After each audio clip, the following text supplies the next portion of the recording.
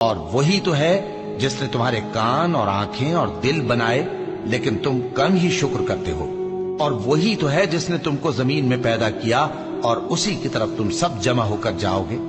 اور وہی ہے جو زندگی بخشتا اور موت دیتا ہے، اور رات اور دن کا بدلتے رہنا اسی کا تصرف ہے. کیا تم سمجھتے نہیں؟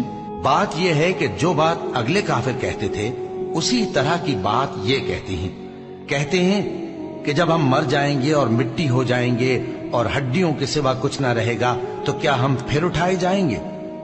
یہ وعدہ ہم سے اور ہم سے پہلے ہمارے باپ دادا سے بھی ہوتا چلا آیا ہے. اجی یہ تو صرف اگلے لوگوں کی کہانیاں ہیں. کہو کہ اگر تم جانتے ہو تو بتاؤ کہ زمین اور جو کچھ زمین میں ہے سب کس کا مال ہے؟ جھٹ بول اٹھیں گے کہ اللہ کا. کہو کہ پھر تم سوچتے کیوں نہیں؟ ان سے پوچھو کہ 7 آسمانوں کا کون مالک ہے اور عرش عظیم کا کون مالک ہے. بے ساختہ کہہ دیں گے کہ یہ چیزیں اللہ ہی کی ہیں.